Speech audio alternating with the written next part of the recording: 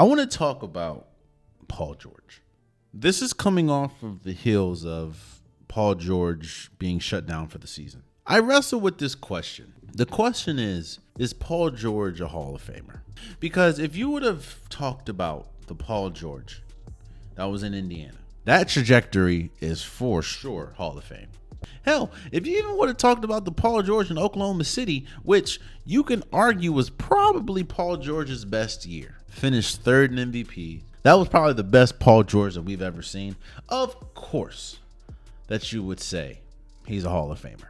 But then you had the Clippers Paul George, and now the 76ers Paul George, which I think reports are coming out. It could be fake, I don't know.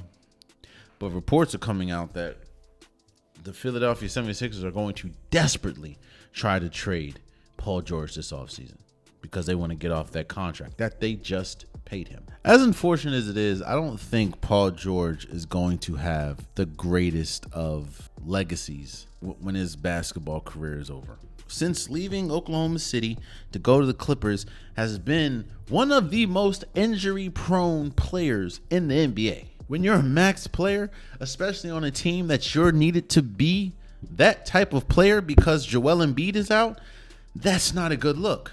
What's unfortunate about Paul George is now he is the face of failed experiments in the league. Not only did he go from the Oklahoma City Thunder to the Clippers, but the Clippers had Shai Gilgeous-Alexander. He's going to be one of the faces of the failed 76ers. He kind of falls in the Russell Wilson category as one of the worst deals and trades in sports history. Man, it sucks. I wish for a speedy recovery, but it's tough.